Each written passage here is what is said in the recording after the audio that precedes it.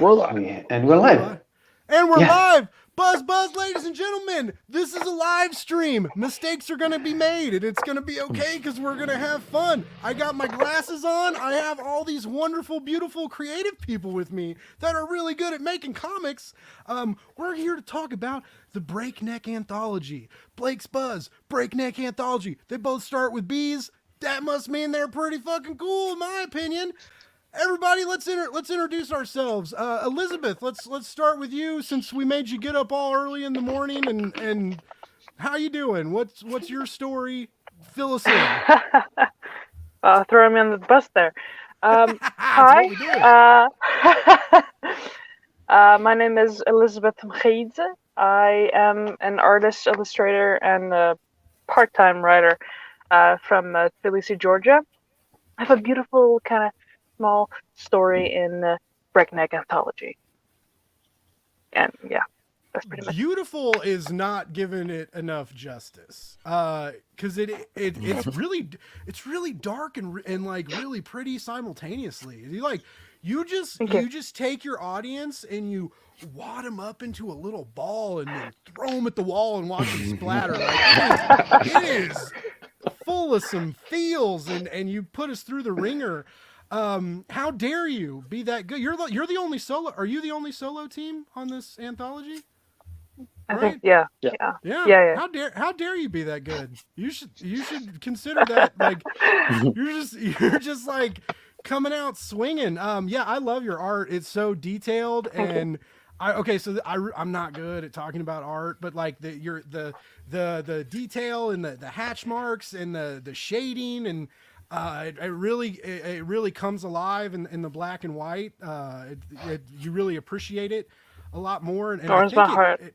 Yeah, right. It's so cool. Like I love all your stories. By the way, this whole issue is great. As I've been saying on Twitter, you know, they don't pay me money to say this stuff, guys. Like I just talk about comics I like, and Breakneck Anthology is special. And we don't have any money for you. Sorry. Yeah, it's no one does. This is comic books. Like, I should have went into a different field if we were looking for money, right? That's cocaine dealing, maybe. I don't know. Maybe there's money in that. Right, sure. from like comic books and art to drug deal. Really? Yeah. Comic books to cocaine. We like to do alliteration here. Blake's Buzz, Breakneck. Comic books, cocaine. It almost sounds like Queens of the Stone Age song. Everybody's gonna leave. All right, and Gerald, the man behind all the madness. Yes. Sorry, I'm gonna join the club here for a moment. Oh wow. Hello, Internet. My name is Gerald Von Carr. I'm the managing editor of Breakneck Fantasy Anthology and one of the writers where we bring magic, muscles, monsters, murder, and mayhem to you in a sword and sorcery anthology with 5 short stories. And I'm being joined by amazing creators from across the continents today. So thank you very much for having us. Thanks for That's having how you me. pitch. There you go. Yeah. I love it when he does that. It's good. Yeah. That's a good pitch. How long did that take to write? If you include I forgot to include monsters, and by forgot I mean didn't think to include monsters in the M pitch. I'm just gonna shut this down. It's ruined. Yeah, I know. And so if you count from when I came up with most of it, and then when Sinnerman suggested the monsters, and I went, oh no, how did I miss that? Like a month and a half. Took like a month and a half. Well, it's good. I mean, that's how many podcasts, shows, stuff have you done for this? Oh, I have not counted. Probably 10. Okay. I want to say 10. Yeah, which I would have liked to do more, but my schedule is super weird. We have creators from all over. So like getting Elizabeth is awesome for this show because it's 7 a.m. over there. If we'd started any earlier, it would be way too early. It's already way too early for her. But I wouldn't ask anyone to come at 7 a.m. to anything. She volunteered her time, dude. My honor, man. My honor. It's our honor. Hey, can I interject, please? just a second? Yeah, Because interject everywhere, I- baby. Let's go. Oh, thank you, Papi. Don't you start that whack comic stuff.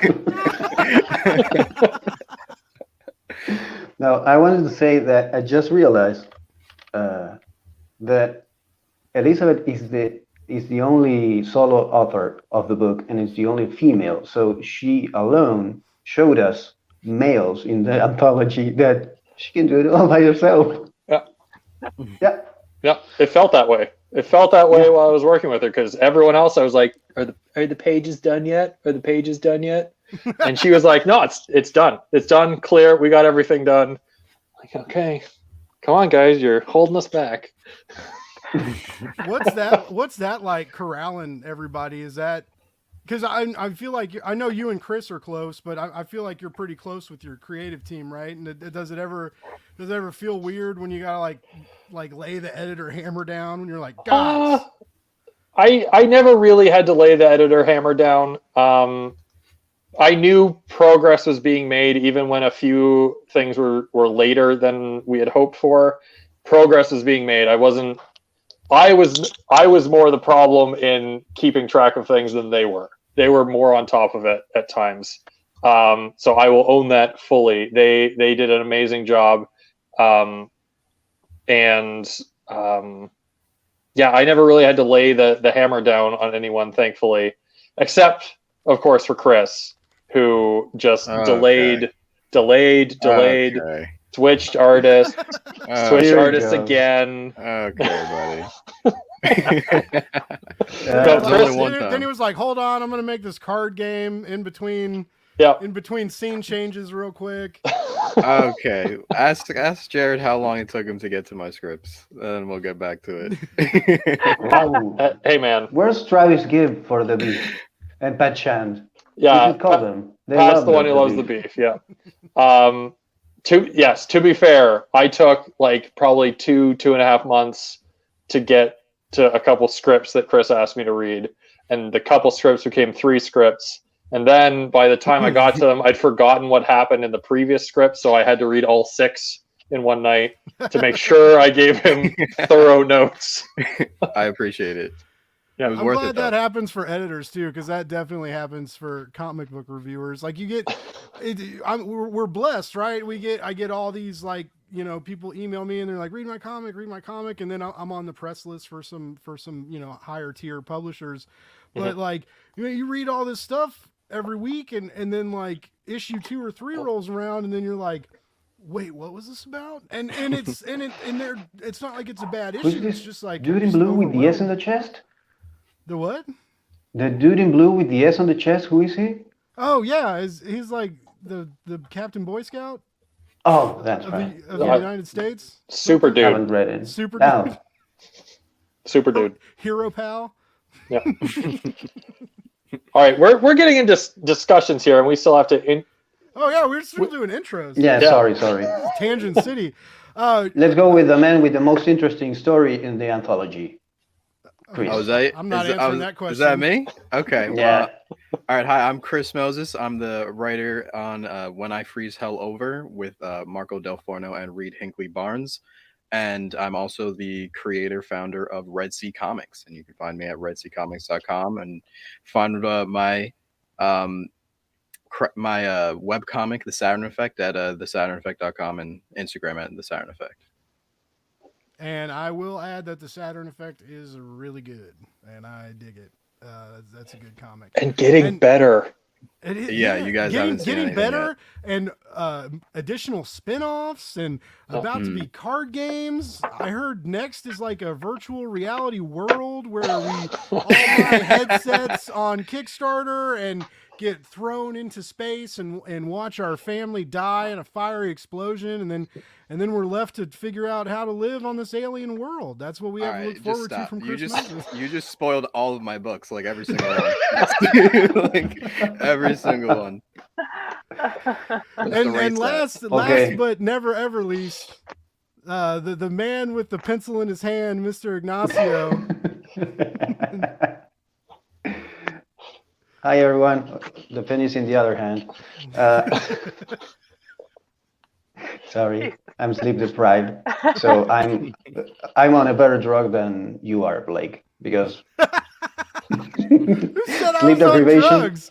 My sly sorry. grin or my demeanor? I don't The fact that you could read Chris's mind and spoil all of his stories. Every single one is actually crazy, and Jared can Yeah. definitely It's- back that up. It's pretty amazing how you hit like 3 different series that he's writing and producing. Yeah. Well, yeah, It's the collective unconscious. yeah. Yeah. I'm We're all tapped connected. into the hive mind. I am the hive mind, so that makes sense. There you go. Well, Buzz, all of baby. you awesome people, like I'm so like thrilled that we got to do this. This is new to me, this whole live stream thing. I got a camera, I got a new microphone, you know, and I've been excited to do this, and this is kind of the first like Blake's Buzz creator showcase live stream. You guys were foolish enough to do that, and like thank you for making that mistake. I'm glad you're already funded, so like Yeah, like, it's true. We can't mess anything up too bad because the project. Yeah, there's no blaming you. Well, I'm waiting for like the 100 failed credit card things to happen.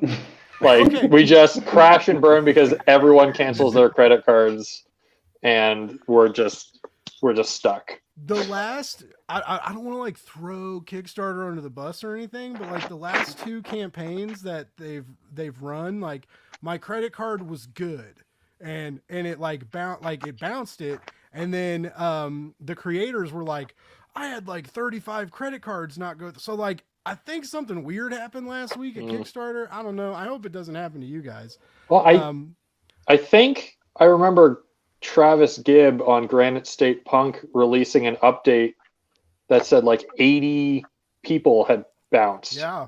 And then Yeah, he released another one yesterday that was like there's still 11 of you. So maybe most of them got cleaned up pretty quickly. I tried so hard to help get him to 10K, and then like right at the last minute, I bought I upgraded and added the Cthulhu Invades Oz trade to like help, and oh man, I think he was like $90 short. I was like, motherfucker. No. Damn. Yeah, I mean, still like Dude. Yeah. $9,900 on a Kickstarter is still pretty solid in my opinion. Like, Yeah. I mean, he did good. He's a good dude. But yeah, it would, he was talking about, because he does these live streams too, which I've been. Everybody's doing live streams now, man. I find like my podcast finally gets rolling, and then it's like, oh, actually, podcast is fucking dumb, and live streaming's the way to go now, Blake. God. No, listen, Blake. It's all the same. You use this live stream, you edit it, and you use it as a podcast. Oh, and then just switch it over. Yeah. Well, you have 2 podcasts. Yeah. Exactly. You Two have birds content with for one 2 stone. platforms. Oh, That's why I've been pestering you with doing these things live, because you don't need to edit for YouTube. I mean, you go live, and whatever happens. At the most, the video gets taken down. Whatever. That hasn't happened yet. It's good though. You know though, Just give us time. because YouTube has like, so, and I've heard comic book creators talk about this. So, like, I love comic book Twitter, and that's predominantly where I exist, where my audience comes from. But We all exist there, right? Yeah, I think all of us do. Yeah. I know. Yeah. I think. Yep. I mean, unless we're all just part of the algorithm. Wait, oh shit! Did I just spoil Chris's that other too, comic? but we're all part of the algorithm. I feel real. Dude. Yeah, damn, this is crazy. All right, I'm just done. I'm hanging it up. Red Sea's. No, don't hang out. If we are part of your algorithm, we all die. Yeah. Oh. Yeah. If you Oh. unplug us from the Please don't do Matrix before we come back. Wait, stop. To the That's another one. Nebuchadnezzar. That's a different one. when you stop seeing us, we're gone. That's it. It's just poof. Oh, we got a comment. Oh wait, show it. That's how you do it. Oh, I'm learning how to live stream, guys, right here. Comics There you Books, go, Comics baby. Fred is actually, this dude right here is taught me most of what I know about podcasting. Comics Fred. Nice. he is a very good not just a he's like a real friend and sort of comic book neighborhood dad kind of guy. Not Thanks, Brett. daddy, not comic book neighborhood daddy, but like actual like Okay. dad, raise Like- you, teach Like you stuff. father figure. Yes. Yeah, Okay. like Why is Papa and Papi. dad and daddy is just such a weird word? It's just Because we make it weird. It's true. It's just because we did Fred, it that thank way. you for hanging out, man. We appreciate you. It's good to see you. But yeah, it's that he taught me a lot, and I'm also learning as I go, and I don't know. But anyway, yeah. So what were we talking about? Comic book Twitter versus comic book YouTube. So there's this whole world on comic book Twitter, right? But a lot of people don't use social media, especially with like the Facebook drama and the weirdness and all that that we heard about the last couple years. But YouTube is different. YouTube doesn't necessarily mean social media, so you can like comment, you can watch YouTube videos but not be on social media.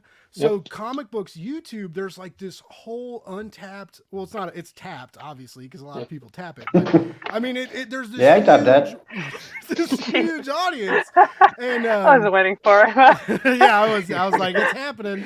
But yeah, so there's like this whole audience on YouTube that is just kind of like waiting for weirdos like me to tell them about comic books, and it's like, why? Like, there's so many better people to learn you, but that's fine. I'll do it. I'll be here for you.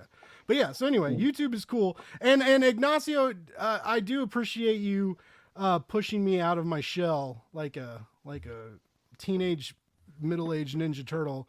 Am I your Splinter? I thought I was going to calling go it- way darker. I'm thankful it landed there. Landed where? Where am I a rat? In the Yeah. overall story, I'm a rat. Yep, that's it. Okay. That's the takeaway. You're senpai. I mean sensei. I mean, wait, one of those words. I've been reading a lot of manga. Give me a break. I don't know. I don't Okay. know. Whatever flips your boat, man. Hey man, it's rocking. It's always rocking, and it's leaking a little bit. We gotta get to the shore before it fills up. All right. Anytime anyone else wants to talk, I'll. Just Yeah, I have to talk in regards to the YouTube comic community, and Gerald mentioned them before. I started with Wack Comics. They did. I did my first interview with them, and once I put my toe in the water, I couldn't get out because I felt so welcomed by the community that I even have a show with one of the members of the community now, and I get to nerd out and say stupid things like the things I'm saying here, and Just since I way have more. no shame, yeah, way more because I'm just one of two. So imagine the amount of stupidity we get to. But it's all a matter of how open you are to be welcome, basically. Because if I wasn't open to receive the affection, because it was affection, the welcome I received was very affectionate. If you're not open to it, you dip your toe and then you bounce out, and you were never there. It's true. So, yeah, Fred, now you can watch Blake show you that he doesn't learn fast. And I'm sorry, man. It was all in vain. Damn. Sorry, I told you, dude. Sleep deprived Ignacio is Ignacio. Someone knows Blake's a grad school dropout. Like, he just doesn't learn good. Ignacio like, you is tell so him sweet. stuff and it just melts in his brain, and then it comes out of his nose and he slobbers on live TV. Ignacio is so sweet in private messages, and then you get in a call with him, and he just slams. Yeah, it's the thing with the accent, you know. You can say whatever, that the accent kind of softens it. Oh, So okay. you can be a total asshole, and It's not you fair. say with a funny accent, and it's So It's fine. if we Yeah. get on some Argentinian podcasts, which come on, Ignacio, where are they? You should have been booking us. sure. My accent will let me get over all sorts of things that I can say terribly to you. Sure. I can Okay. book us. I have a friend, Guillermo. He has a podcast. He did an interview with me a couple of weeks ago. So bring me your best Spanish, and I'll Okay. book it. Yeah. Okay. So Hola. Habla. Jared. okay, Gerald I'm is Canadian. They made me learn French, and I'm not good at that Well, either. No, well, it's Did a you say Latin Abba language. So Gerald? Yeah. I speak Gerald? Is that what I said? Yeah, I speak Canadian. Yep. My nombre. No, that's my number. Or is that my name? no, that's I don't know. That's your name. That's your Unos. name. Dos. One, two. numero would be your number, right? Yeah, exactly. I know like 4 See? words. I'm not. Look, We're all learning. Look, I like barely need Rosetta to use Stone. English for what I want to do. So leave me alone.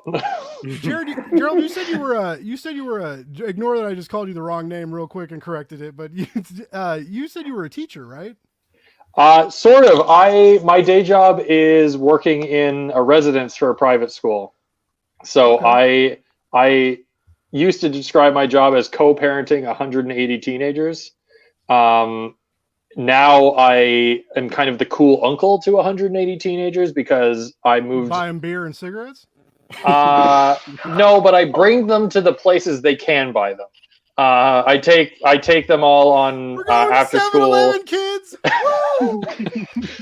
Hey man, last year when they weren't allowed to leave campus because of COVID, 7-Eleven Oh, would yeah, have been I a bet. dream trip bet. for them. Oh, dude, Yeah. right now, like when me and my dad go to Price Chopper, I'm like, I'm on fucking vacation. I'm in Price Chopper. Let's buy some steaks and fancy cheeses. Anyway, Yeah. that's my quarantine life.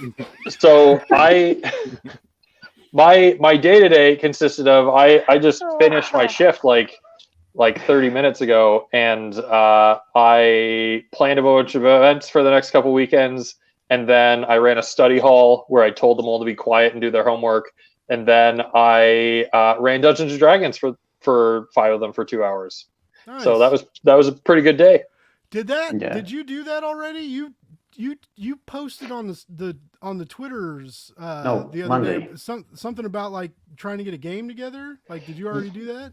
No, so our Breakneck campaign, if we bring it back to the Hey, back we're to the gonna talk point about we're it. here. Breakneck campaign Oh, ends in 4 days. I think it's That's 3 how I days know.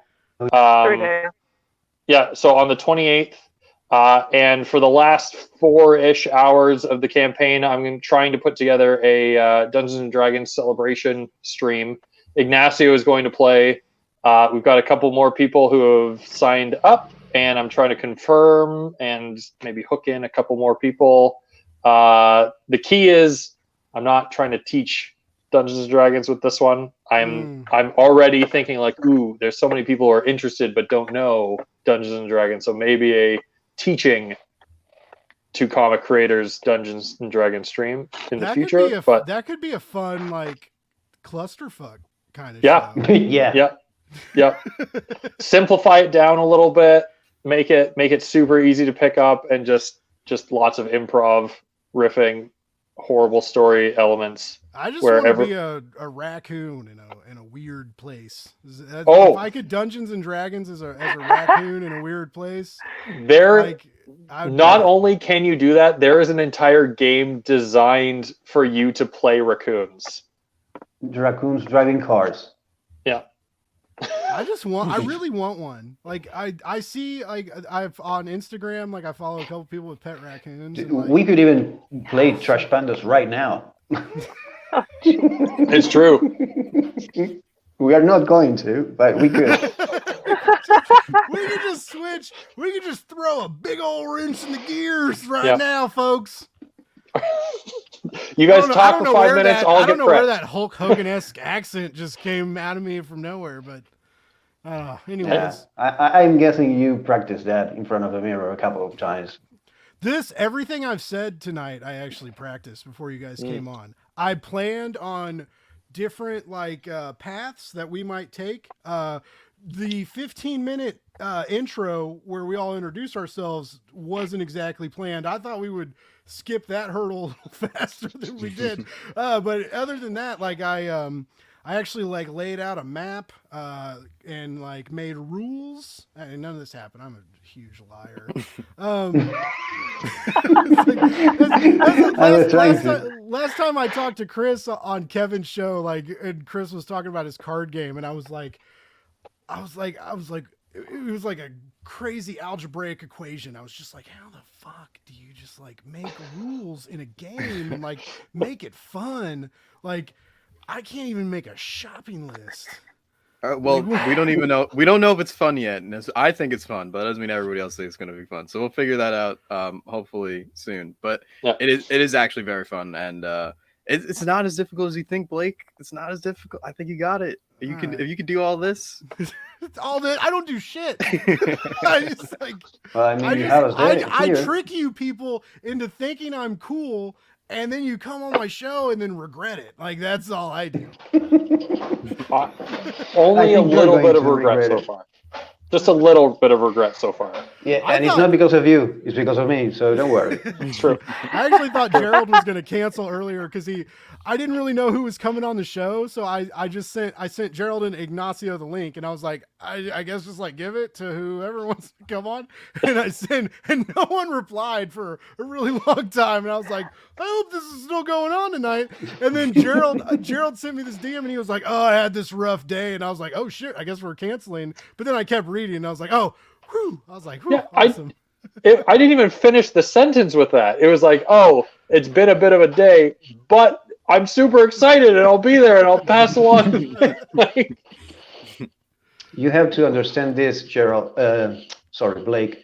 In for future endeavors with us creatives, you need to understand that we are desperate for the attention. So we're going to be there. We will not show up. No, of course. I'm going to be honest. Even if it's 7 a.m. Every week I tune into the Explain Yourself podcast, hoping they'll just be like, Gerald's here. Come on, jump at the screen. I love talking to those guys. Well, they had me on a couple weeks ago, but I was like, I'm always commenting I'm here. Hi, hey guys. Quietly hanging out. Yeah, I'm just in the comments, saying dumb shit, talking to Ignacio. Yeah, we're talking shit in the comments all night. Yeah. Sometimes they notice us. Which is funny because a lot of people give me shit because, I have a day job, which sucks. I kind of hate my job. It's not the worst all the time, but it's a day job. And then I found stuff that I'm passionate about now. So the day job seems way worse after you find something you love doing. And so I just, I don't know. It's, I want to do this more, but it's hard. Welcome to Therapy Hour in the Blake Buzz podcast. Let's talk about our feelings. Listen to how good my microphone sounds. It was very expensive. Hey, you know what? You look great and you sound great. Yeah. You just got to get the content to match that. Yeah, well, that's not going to happen, bud. Well, this is a trial run, so don't worry. Yeah. You'll get there. You just have to get rid of us. I've been doing this for a fucking year, but this is just a trial run. Blake's Buzz beta. Beta Blake's I'm Buzz. going to ask not the writers because I don't write, but Elizabeth, how long have you been doing your art to get to the level in which you're at? Oh, I've been doing comics since what year was it? 2016, the first time like I got back into comics, and my friend dragged me into it again, and And how professionally long have you been 2 years. working? Have you been drawing? Just so it's two. Like There you since I go. can remember, I always drew. So like Also, that's my part of chaos. me, Yeah. integral part of my being. Yeah. You said So I'm not someone going to brought you ask back in, Elizabeth though. what's Like, her what age. pushed you out? Excuse me, what? Well, you said your friend brought you back in. Like, what pushed you out? Well, I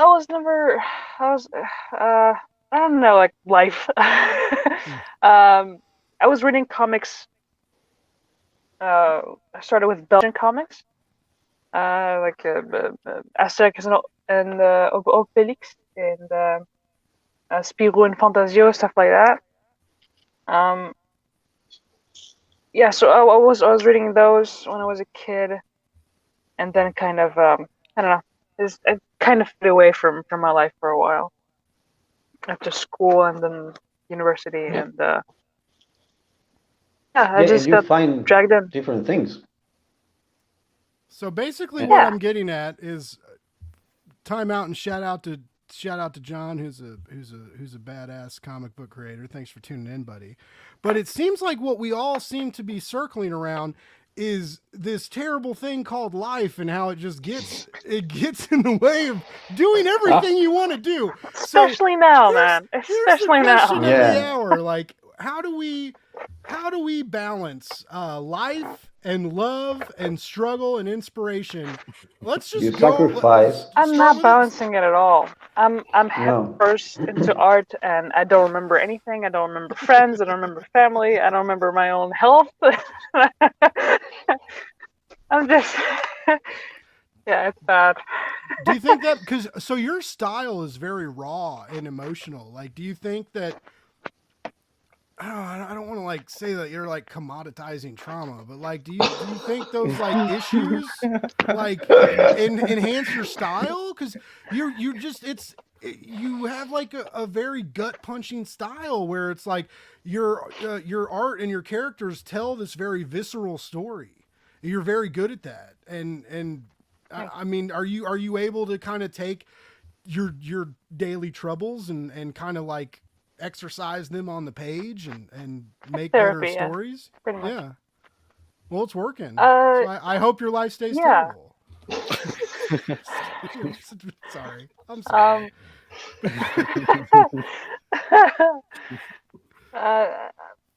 I'm kind of a really empathetic kind of person, and I can empathize pretty much with anything, except like a fashion nut job. Yeah. Right up north from me. Yeah, I can empathize pretty much with everything, and I can kind of I don't actually write when I'm like doing something for comics or anything like that. I just draw what I imagine like the scene to be, or what there needs to be on the page, and then I'll kind of be either the like the text bubbles or narratively anything that needs to be filled out. But I don't write. It's not my thing. So that's kind of backwards, because like, so typically like you script, like you storyboard and you script and you have dialogue, and then the images flow, and then you after draw. that. Yeah. But you switch that up. Yeah, Like, I draw that's first. that's so rad. That's like so rad. That's awesome. It's working. Like, because there's just so much like feeling in every panel of that short, that's what I've seen of your work, other than like some stuff you've posted on the internet, but it works so well, and you really do stand out in this anthology. I love all the work. I love all the stories, but it's just that this short does stand out. It's also one of the darker pieces, which also, but that's so cool. So it's just like you have like this like feeling in your gut and your bones, and then you put it on the page, and then you go back over it and like fill in the blanks. Like that's gnarly. Yeah. All right, which one of you studly gentlemen wants to follow that up? Because that's a hard act to follow, fellas. Dude. Go for it, Ignacio. No, I was going to say I cannot say a lot but I was listening to her speak about empathy, and basically what she said, what I interpreted from what she said is, I have so much empathy, it hurts, and I have no other way to cope with it than to vomit it into the page and make it a story, because it's overwhelming. Am I kind of Sure. correct? I don't know. Sorry that I'm rambling too much. I'm like, No. 3 hours We've of sleep all and 7 rambled for 30 minutes. Yeah. Like, take the stage and ramble. Yeah. Your ramblings are phenomenal. Like, they're good. Like, Yeah, and are welcome, because as much as I like the sound of my own voice, it's better to listen to the other fellow creators of this anthology. I want to know how you all came together.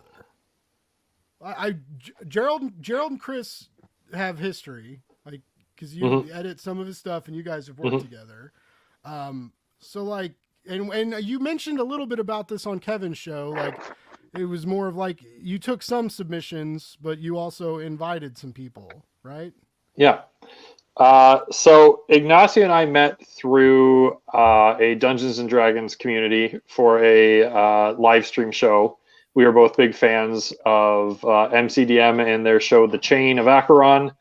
I had written a novella covering an event that happened off screen, and I'd come up with an entire cast of characters, and it just kind of referenced back to the stream. And it got some okay traction in the fan community for that, but it was like 35,000 words that went to like 200 people. So and that's just kind of the nature of doing something for a niche fandom like that. But I was in their Discord, and Ignacio had posted his own fan art doing characters portraits, and then he was like, "Hey, any writers around who want to do like a fan comic of this?" And I was like, yes. Artists never ask for writers. That never happens. It's like he made a mistake or something. But that's how we hooked up, and I wrote a script for him. Wait a second. Do you really think I made a mistake? Well, not now. Look at us now. That's true. It was like you made a mistake. It turned out positive. You fell backwards into this wonderful blossoming relationship.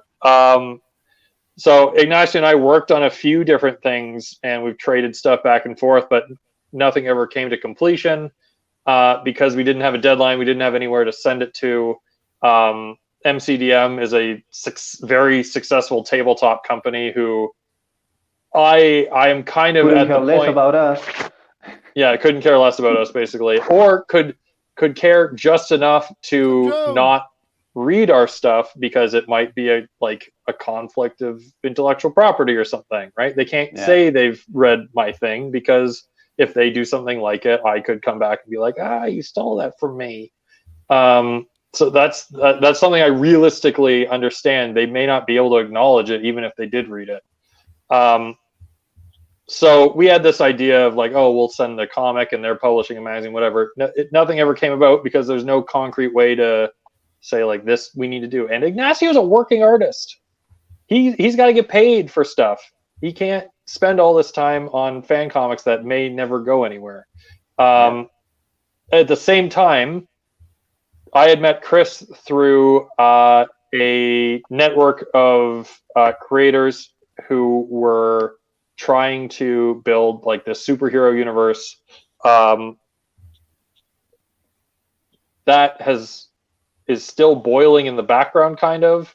Yeah. But Chris had a job to write a comic for them, and then I got a job to write a backup for his issue. Chris, did you ever write anything for that? Yeah, the quotes not needed. I got paid for it. So okay. Good. Yeah. Oh, okay. Oh, that's awesome. I was told, oh, this might happen in 2 years. I was like, why were you hiring me then to write now if production might happen in 2 years? So I'm glad you got paid. He's got a big imagination, and he's got a large scope. And he's a very sweet guy. He's very sweet. Yeah. There's just a lot of stuff going on for him. And I'd go back. I would write it. I pitched a cool story and a cool character for this backup. So if it ever happens, I'm happy to do it. But that's how Chris and I started talking.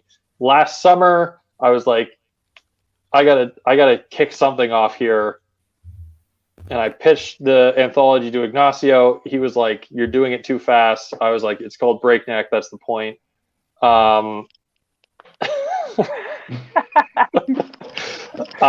He's shaking his head over there. What do you mean no? What do you mean no? I'm trying to break my neck. Oh, okay. No, I'm telling no that you didn't pitch it to me. You pitched a page. With a single page, you hooked me. Okay, Well, I pitched him a short story. The short first. It was like, here's a short. It says werewolf on the front. I know you want to draw it. Because we had talked about this before, and his desire to draw a werewolf in a comic. And then I was like, this is for an anthology. And he was probably like, oh, I wonder what anthology he wants to send this to. And I was like, no, it's an anthology that we'll do. We will be making it. Oh, okay. Yeah. But he was in. I reached out to Chris, was like, this is my idea. Obviously, we talk all the time. I read all your stuff. Chris finds amazing artists from all corners of the earth to draw his stuff. We went through a period of time where Chris would just send me Instagram accounts of artists and be like, you could get this person, you could get this person, you could get this person. Do we remember who recommended you Francesco de la Serva? You did, yes, absolutely. Yeah. Our cover artist Francesco de la Serva came from Chris Moses. Francesco, unfortunately, only lives on Instagram. He doesn't have other social media. That's neither here nor there. So Chris said, yes, I'm in. I'll write something, and I was like, sweet. I can't wait to read it. Now I need to find 3 more stories, and hopefully Chris actually writes the thing. Because Chris has a bunch of full-fledged series that he's trying to do. So for a while I was like, I don't know.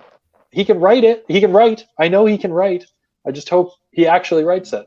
But then he was like, oh, I like Scythe girls. You should write a short about a Scythe girl. I was like, why don't you write a girl with the Scythe? And he was like, there's my idea. Well, that's exactly what happened. I wanted witches, and then something with scythes, and it just happened. And then we got our girl. So then I opened it up to Twitter, and I opened it up to Reddit, and I posted a bunch of places saying, hey, new creators. I geared it towards new creators, and what a lot of really new creators don't understand is that new creators is not you just started. New creators means people who feel like they haven't broken out yet. They have, maybe you don't have your first publishing credit, but you have professionalism and you have skills. Like we got some submissions that were very much not ready, and giving them feedback was probably a bonus both to me as an editor and to them in me learning how to kind of explain some of the foundational stuff that a lot of the other ones automatically had. Hey, Joey. What up, Hey, Joey. So I opened up to Twitter, I opened up to Reddit, and I got 3 super fast submissions, and then for like 3 weeks there was almost nothing. I was like, okay, sweet. But I forgot that comics is a procrastination game.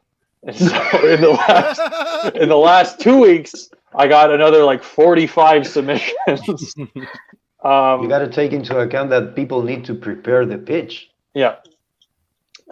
So in those last 2 weeks, we got a whole bunch of submissions, and there were some where I was trying to keep them ranked as they were going. So I'm like, okay, these are like the top quality ones. These ones don't make sense because they didn't read the brief for the pitch. Like I was getting sci-fi stuff.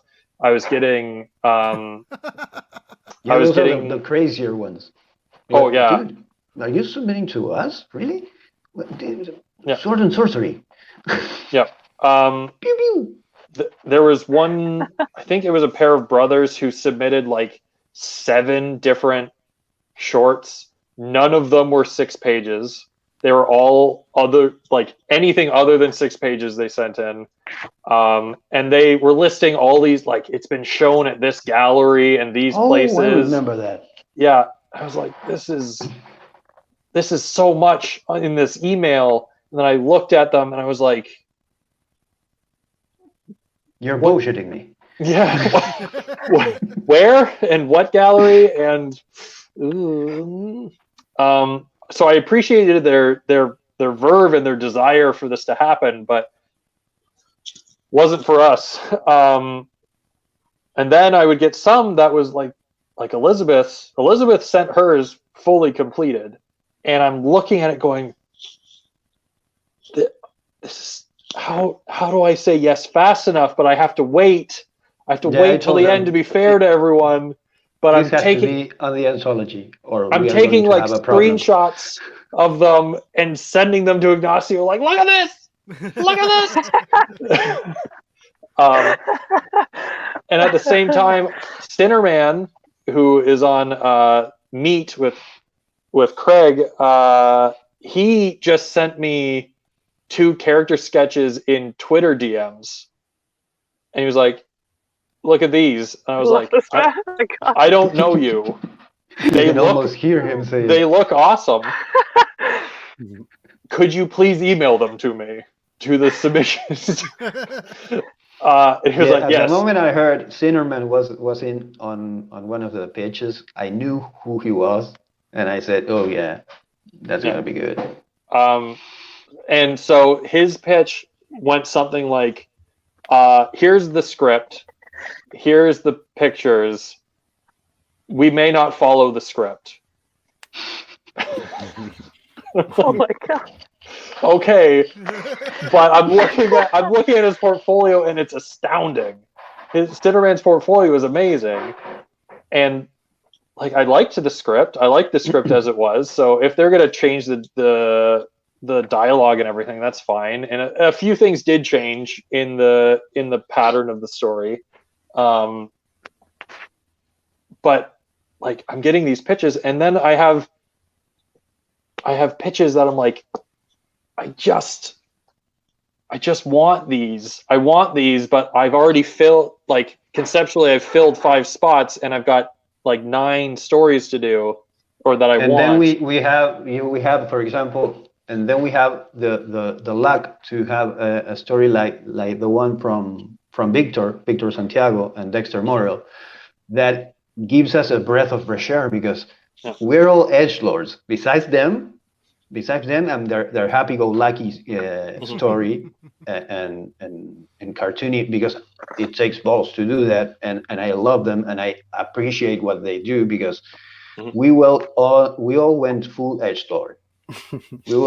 we all went full. Oh, we're brooding. We're badasses. We're suffering. No, we're happy here. We're having a good time.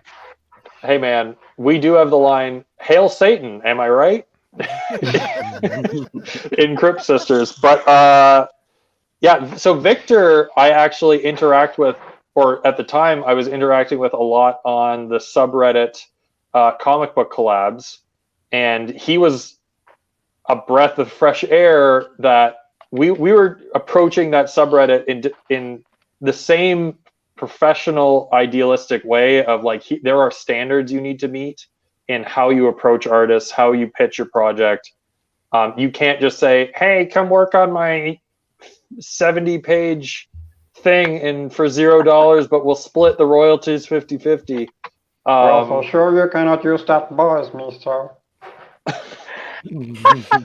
No one is going to take you seriously. Exactly. Oh my god. Victor came Please at talk those about this posts. whole way. Victor came at those Sorry. posts in kind of a like, hey, do better way, and I came at those posts as a here's how you do better way, and together we restructured the subreddit for about 5 minutes every time we posted, and then it would revert back to the way it was before. So I knew Victor from that, and when he pitched his story and Dexter's sample character sketches came in, I was like, this is cartoony and fun and delightful. And we had 2 of those kinds of submissions. And it was kind of this tug back and forth of which stories do we put in issue 1 and which do we say, we love you, we want you in issue 2. Can you wait for issue 2? That was a tough call. Yeah. Ignacio almost came at me about one of them. He almost came through the screen. He wanted one of the ones in issue 2 to be in issue 1.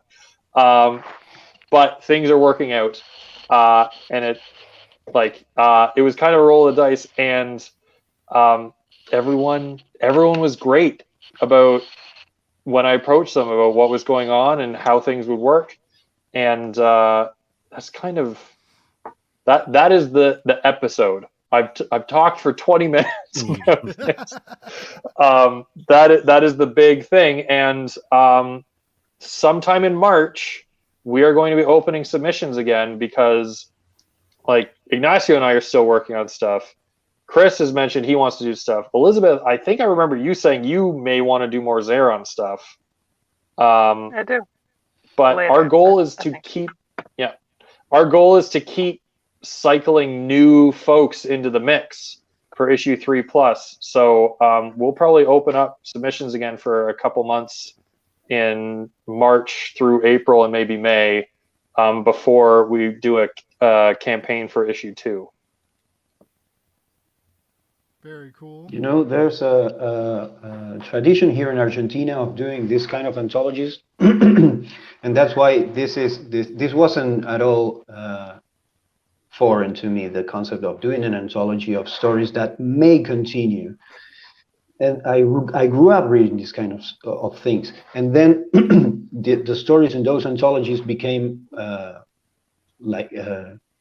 graphic novels. You know, they compiled all the things, the stories, the separate pieces of 8 pages in different anthologies, and then they did basically a trade paperback or the hardback collection of those stories. I gather that's pretty much the European anthology model also. I mean, Argentina didn't invent it, but it's like a beautiful callback to my childhood. It's something young Ignacio would be very proud of knowing that I am part of, which is cool. Well, you should all be very proud of it, because you've all done, you and your fellow creators have done excellent work, and it's a beautiful, it's a fucking beautiful issue.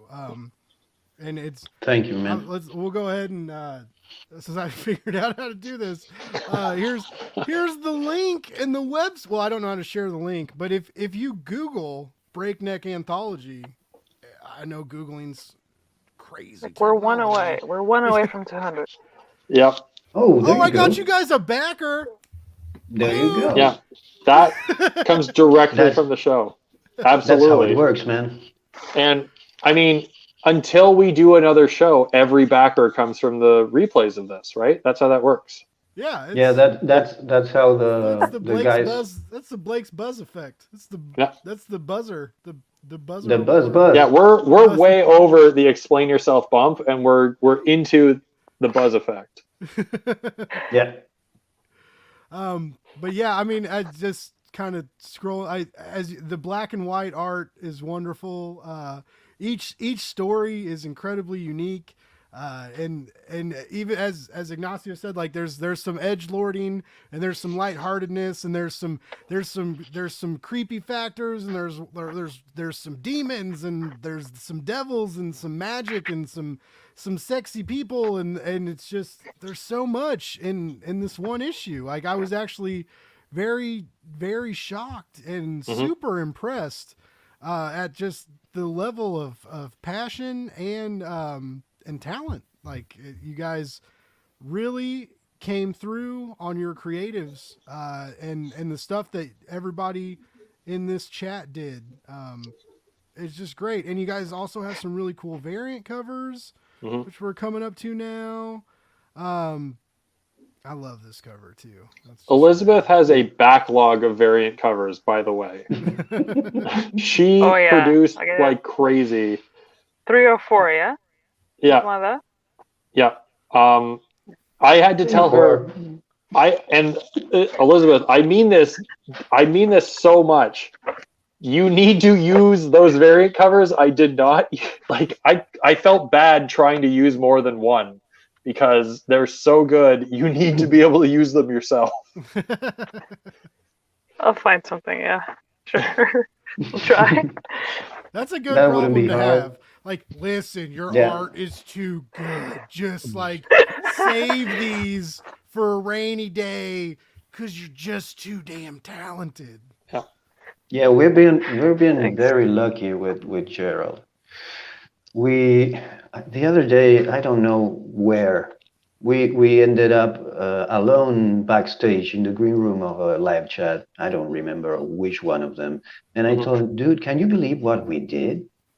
Because it feels like, I mean, I'm sleep deprived, and everything feels like a dream right now, but it feels like a dream. This February has been dreamlike because I wasn't expecting this to be this good. It's kind of overwhelming, but in a good way. Yeah, we haven't had setbacks. Everything has been in our favor. Even the little details that may seem like a problem end up being in our favor, which is crazy. I am terrified about the thing that takes us down because everything's gone so well. I'm like, something's got to go wrong with this campaign. Something will happen, and we're getting to the point where it's like don't be superstitious. Either the printing is going to go disastrous or the shipping is going to go disastrous, and I'm like, it can't happen. I got to prepare everything possible to make sure this doesn't happen. The printing, there can be millions of problems, but if the printing goes south, it's not your problem. They have to fix it. They have to fix it. That's what proofs are for. So that's not your problem. You say, listen here, fucko. This is supposed to look like this. You make it look like this, or you're not getting daddy's money. That's what you do. Yeah, papi. You put the fucking hammer down.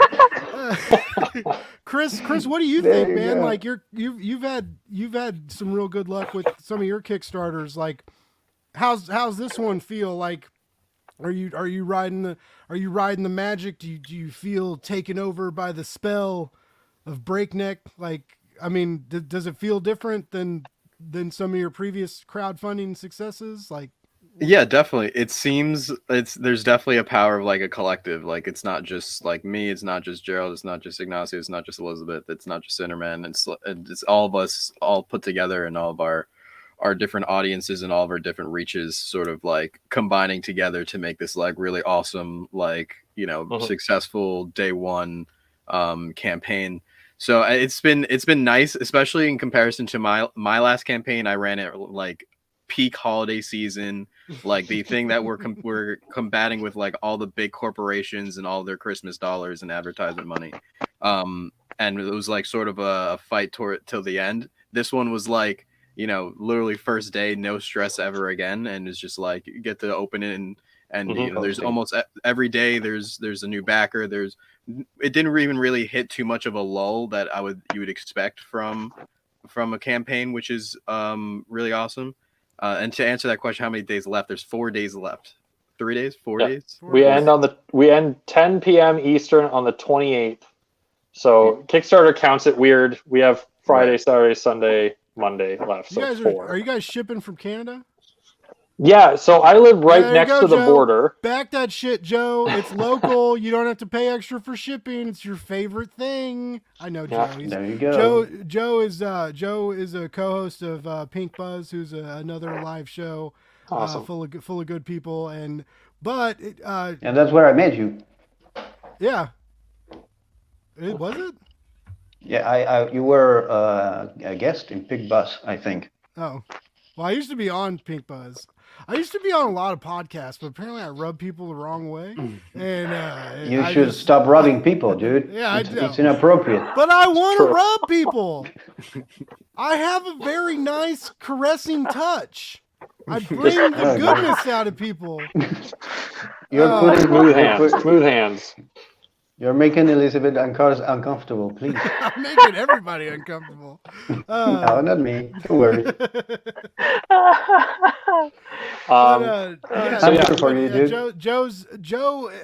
Joe suffers from wanting to back more Kickstarters, but having to deal with paying for shipping in Canada. Yep. So he always gets real excited for Homeland campaigns. So.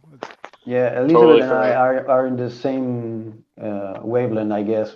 We only back digital, because there's no way we can back the amount of projects we back if we back them physical. There's no way. Yeah, I actually only back physical usually. Like unless it's something that's like crazy expensive, I just want the book in my hand. So yeah, I get it, man. The book is amazing, but. Try paying. I'm really looking forward to sending you guys your comps. To touch and hold the other day, I paid the shipping for the Killer books. I got these ones shipped from Australia, and I mean, since you're sending me books, send me 20. It's a nice box. I paid $100 of shipping. Yeah. So. Wow. There you go. Yeah. I'm so looking forward to sending you both your comps.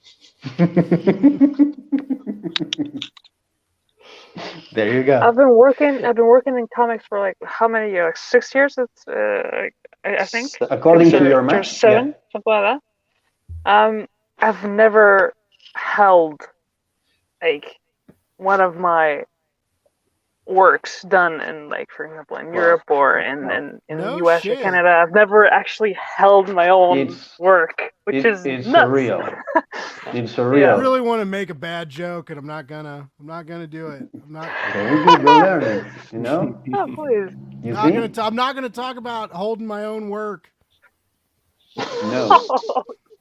Not gonna do it. Not gonna do it. Don't all you have to do is point it out. Did, man. Yeah. Yeah, no talking about shower babies, no thing like that, please. Shower babies. Yeah. We call them knuckle children in the States. No, I heard it the other day. I wasn't aware of the terminology. It was from a person in the States. Maybe it's a state thing because it was from Virginia. So maybe Virginia is one thing and Missouri is another. Missouri, sorry. It's not Missouri. Oh, sorry. I'm not that kind of Midwestern. Missouri. I don't know, man. I'm South American, so I don't understand it. That's my South American. There's only North American, man. There's only America. There's only one America, and that's America, sir. South America is near Texas, right? Just south of the border. We're all Mexican. I'm cool with it. Wow. I'm just here to party. So am I.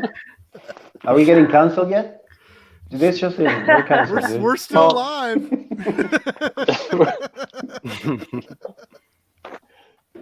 So I have a question, like a legit question. So I back a lot of anthologies, and I love anthologies because I think it really shows your chops as a creative, especially in comics. Because even if you write a single issue, like even if you have like 20 to 30 pages, right? Like 20 to 30 pages in a comic book script still isn't a lot of time. You have to, you have to, especially if it's like a one shot, right? You got to make an arc. You got to make us care about a character.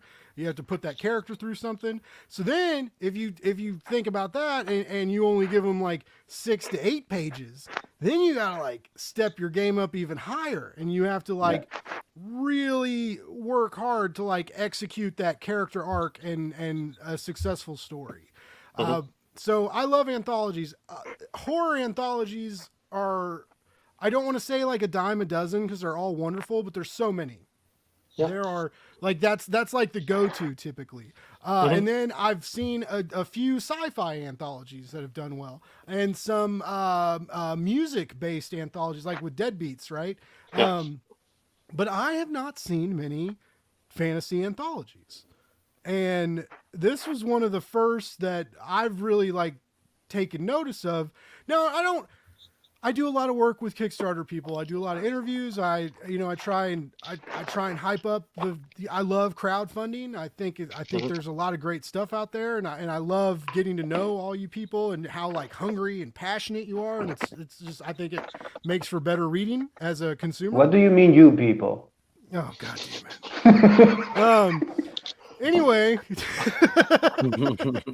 but like I haven't come across many fantasy anthologies until Breakneck, and I love that title because it you do have that whiplash factor, right? Because you're like, ooh, what was that? And then you're like, oh, I'm fucking 36 now, my neck hurts.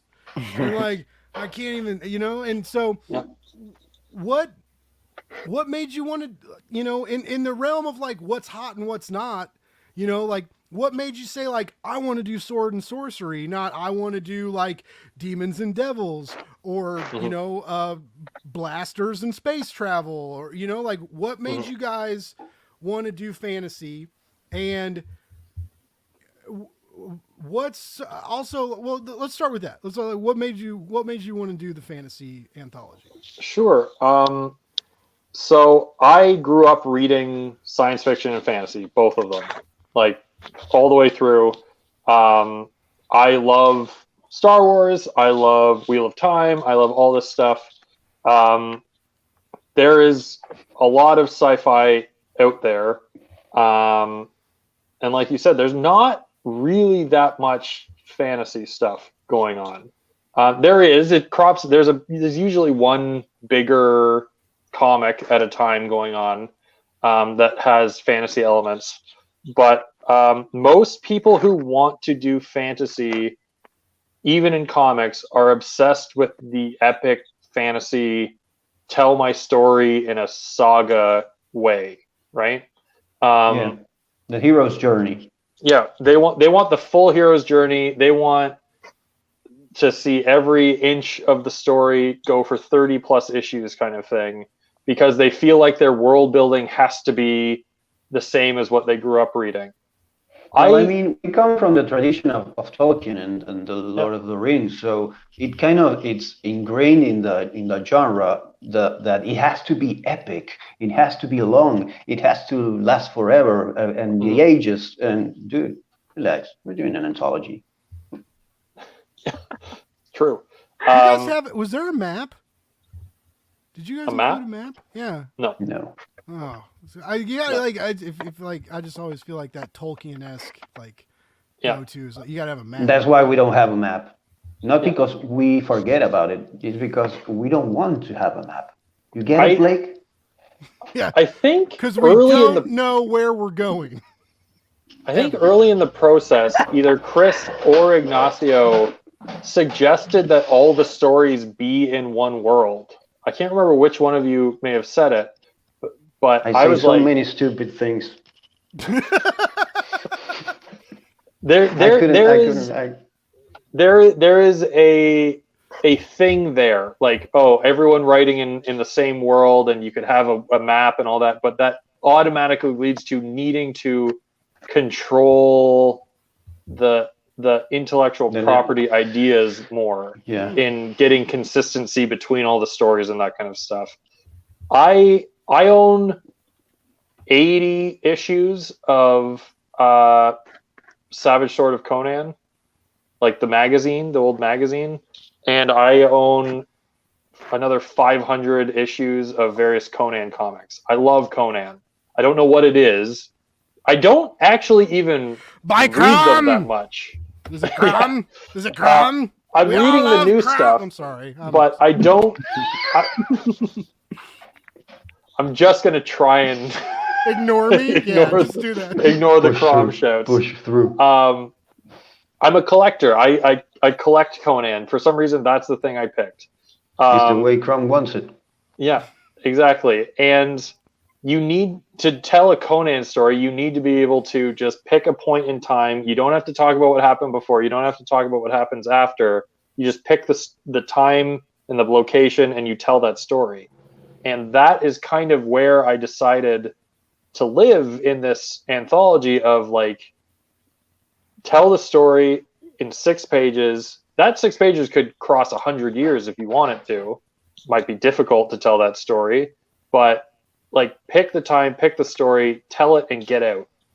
And that goes back around to our secondary goal. The first goal being awesome sword and sorcery stories, but the second goal is getting those new creators, usually creators who have been working around for a while and are putting together their own stuff now, practice finishing your own stories, right? Practice ending something, because you can start as many projects as you want, but if they never end, if they never have a period on them, if you never say, okay, I can see this in print, you don't know what it's a muscle you're not learning to use, right? So that's why I love anthologies, and that's kind of why I wanted to apply that into fantasy. But also, Chris, not so much.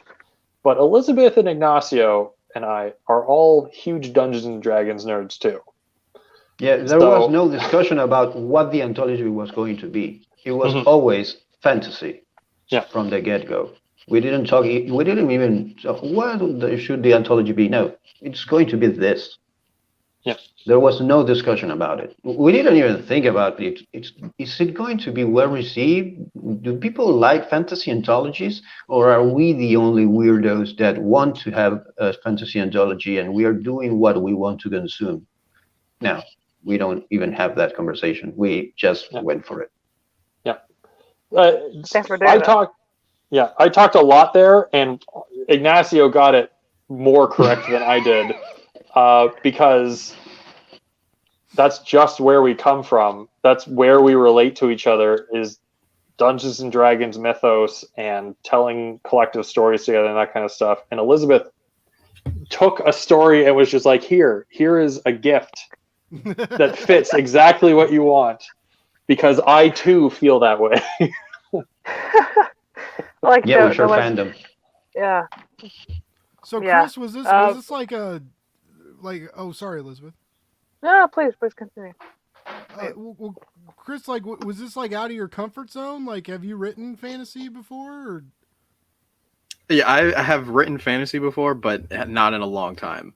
And it's been something that I've wanted to get back into, and once Jared asked me, I was like, all right, awesome, perfect. I need an excuse to flex the muscle. And it's also nice going back to thinking about anthologies and putting out shorter things. Like, a lot of the stuff I want to tell, not everything is a super long epic. Like, the Saturn Effect is only 8 issues of alpha, but it's nice to have something that's notice he said only 8 issues of alpha. We all got it. Let's not beat a dead horse, please. Yeah. Let it continue. But writing something that's even shorter, like Soma City, that's my my noir book that's set in a world where people are anthropomorphized microbes, and we follow a contact tracer named Denton Dials as he tries to clean up his city during the transition to the new mayor. That's something that I wanted to tell. That each issue is contained story, but that's also 6 issues, right? For the completed first volume, or first season, I guess I'll call it. So having something that's even shorter than that, just like as short as can be, and trying to tell what you can in that space is definitely out of my comfort zone, but it's something that I've been wanting to do more and more, because also as a creative that wants to tell longer stories, nobody tells you that most of the time is you waiting for it to be made. Because Alpha I've wrote all of the Saturn Effect Alpha a year and a half, 2 years ago now. So I've written all of books like Control Z over a year ago now. These are things that are still that we won't see until next year completed. So it's nice to do something smaller, do something where you can complete and deliver a story, and then also have it so that you can have it done and get it in your hands and be like, okay, I don't have to wait another 3 years to see all this done. It's right here. This is the full thing. And I can enjoy, everybody else can enjoy.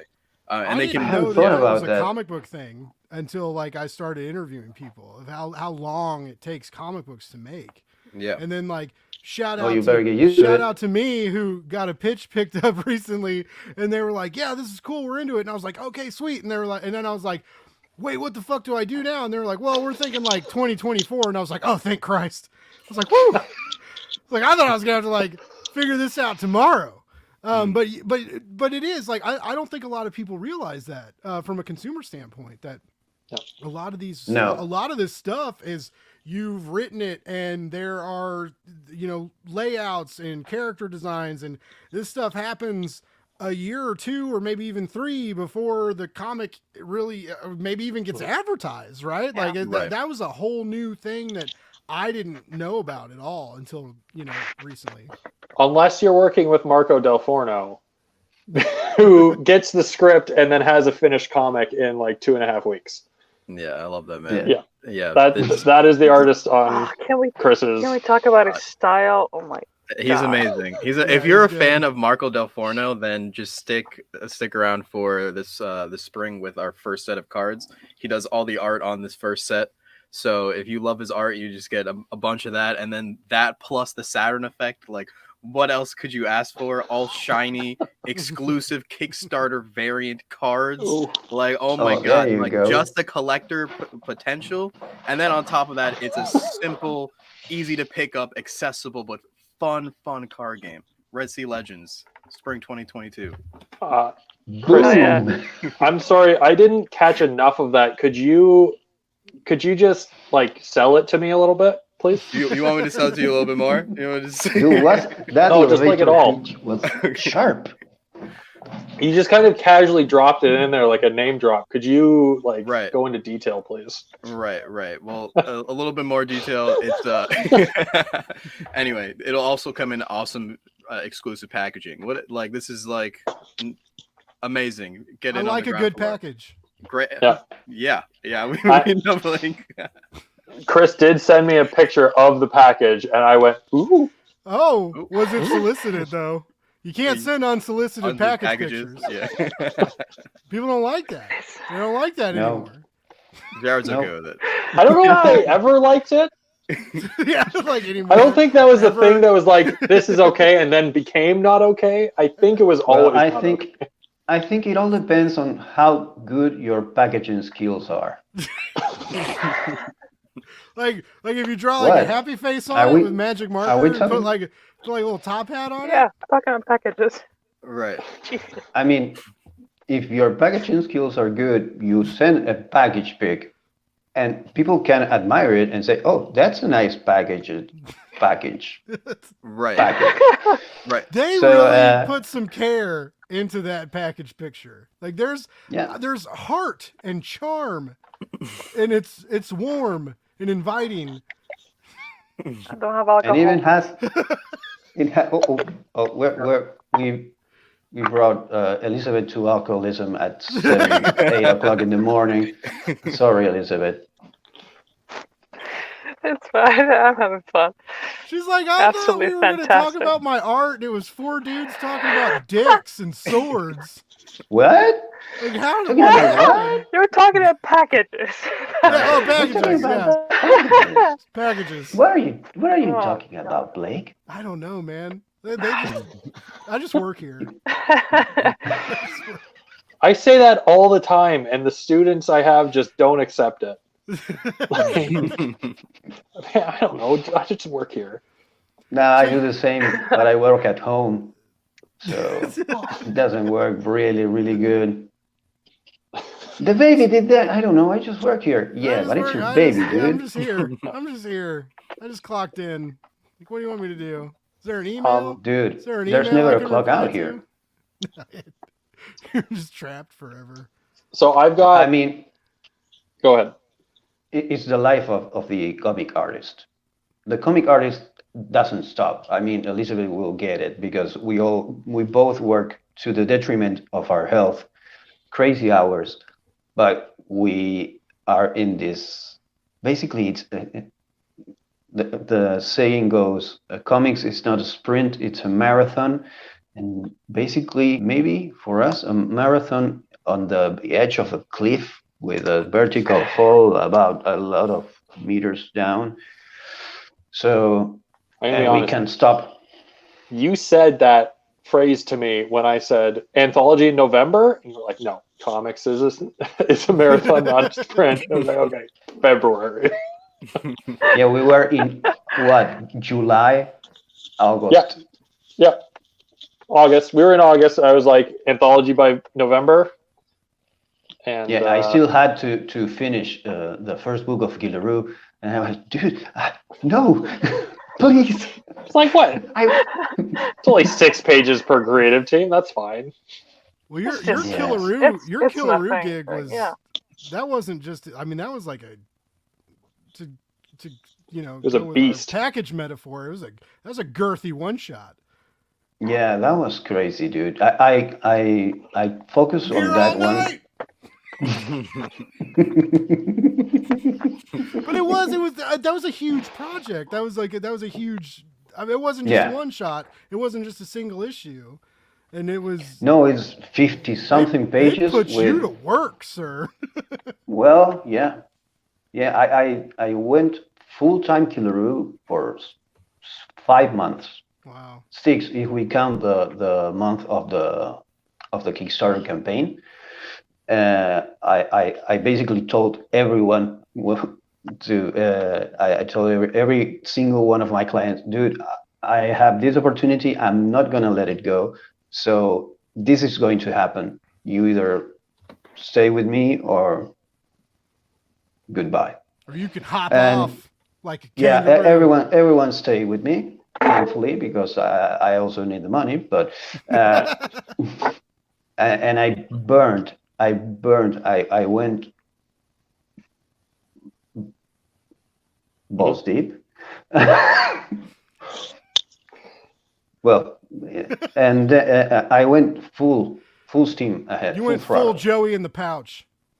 Yeah, and I worked all-nighters like the last few weeks, all-nighters every other day, and then I ended up finishing the whole book 1 month before the how'd you call it, deadline, just in case something needed to be corrected. Oh wow. Yeah. And we That's did nuts. some adjustment. Yeah, I realized that because it's a kind of book that I take the example of the European market because I like the structure of, we do an album per year, but it's a deluxe album. So Yeah. basically we took the approach of the European market, or I took in my mind, in my deranged mind, the approach of the European market. But instead of doing it in a year, I did it in 5 months, and it was crazy. So I'm glad it shows. I'm glad people like it because it's labor of love, and we're already working on issue 2. It's a very attractive issue.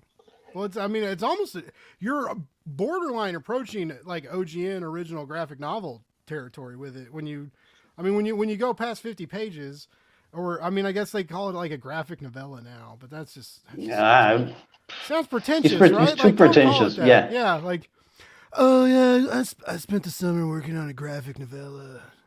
I mean, it Drinking depends on the wine on the subject beach. matter.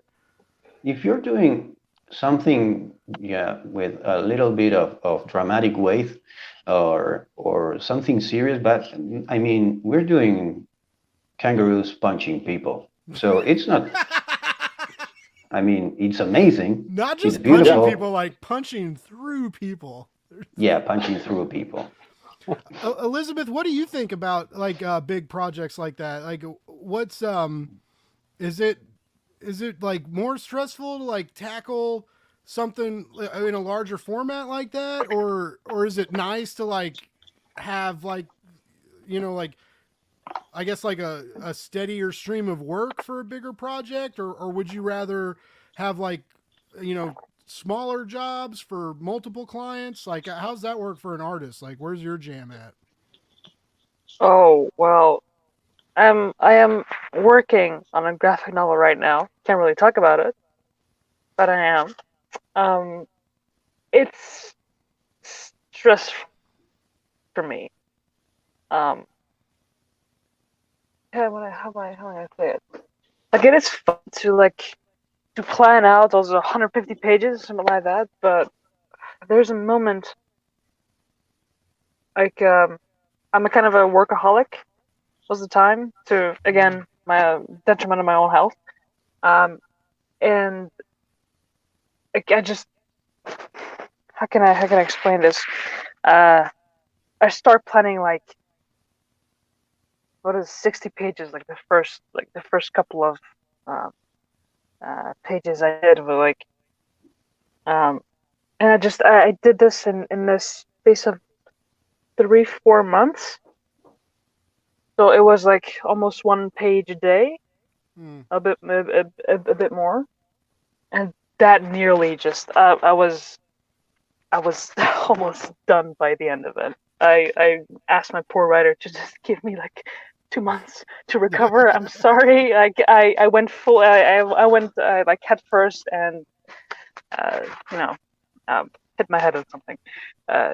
Well, like, that was a good number. I was out of commission. I was what? That was a good number. Asking for 2 months, that's good. Oh yeah, but he didn't give it to me. Yeah, but get him in the chat. Let's talk to this guy. Let's set him straight.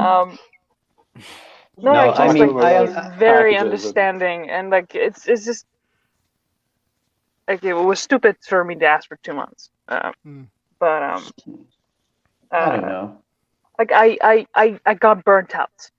Mm-hmm. Yeah, because definitely. It was one of the first kind of big projects for me, and they're just like, and I was interested in the story, and I just went in head first and got burnt out really badly. Mm-hmm. So the smaller kind of projects, so like 6 pages and 10 pages, are really fun right now. Like making me flex my like artistic muscles and like trying new and other stuff. So it's fun doing smaller things. What do you like as someone who is capable of taking on the full like reins of like you can write it, you can draw it, you can letter it. Do you like having that control, or do you kind of like sharing the weight of the burden with like a creative team? Like, is it or do you like to? Because I feel like part of it would be like, yeah, like I want to do everything until like you have to do everything, and then you're like, fuck, I'm doing everything. Yeah, when you're up to here and you say, oh, no one is there to give me a hand to take me out of here. Yeah, that's that's definitely a problem. No, it's very fun collaborating. I love when we get to sit down finally when I have like the layouts of the pages and just shooting out ideas. What would be better on this page, or what would be better on that page, or how we can do like a double page spread or something. Like I love that moment. Inspiration just shooting out of everything. It's That's great. awesome. It's one of the best parts of the process is the coming up with the layouts for the pages and how the story will flow. That's when the magic happens. Not there afterwards when it's all looking good. That's the icing on the cake. Definitely. I think the beginning part of just like the comic book process in general is just the best. Like when you're doing character designs, when you're doing like those initial layouts, like those are always fun because then right afterward it's like, here's a real work. Now it's got to like, you got to do each and every one of those pages that you just like sketched out as a tiny little thumbnail, and it's like, oh, this was so fun. It's like, okay, now do that full size And pencil draw it that and then ink character it over and over again. over and over and over again, and make sure it looks exactly like it's got to be consistent throughout all these pages. Like, that's a marathon. It's definitely a marathon. So that like that point is like the best part. It's like, oh, this is like when it's fun for the writer, but it's also fun for the artist because once they're pumping out pages, it's like they're in it, and like all you can really do is be like cheer them on. It's like, you're doing great, man. You're doing great, buddy. Like pat him on the back, give him some water. It's like, just keep going. This is amazing. This is the best thing I've ever seen. You're the best. Amazing. Keep going. And that's all you can do to like get them through because like they're like, oh my god, this is horrible. And once they get to the halfway point, they're like, oh my god, I have another half to go. Like, we're halfway there. Halfway there, exactly. So. That now I have Bon Jovi on my head. I was like, whoa! Mm-hmm. I'm not gonna sing on this live stream. I'm not gonna do it. We'll get canceled. Yeah, they'll copyright claim us because you will nail it so well. No, I won't. I actually got kicked out of a band because I wrote really good lyrics but couldn't sing, and we were like, dude, it would never even. We were like high school buddies in a garage band, and it was like a hobby. And these fuckers kicked me out of their band because they were like, you just can't sing that great. And I was like, we don't even have gigs. Like, we're just I have like a question. Fucking around. What's up? Maybe you rubbed them the wrong way. Probably rubbed them the wrong way. Probably rubbed them. So it started back in high school. Yeah, it's sorry. Elizabeth was going to ask a question. Please. Oh, right. I forgot for a moment. Just a second. Wait a second. Right. I was going to ask the writers and Ignacio, what is your process for writing like? Drawing like? I'm just interested in how are you guys sitting down and just building everything up? I start a lot of stuff and then leave it started. And then start something else and then start something else and then start something else until finally I think this is the one. And then I get most of the way through and then I start something else. My Google Drive is probably 70 ideas that have been started.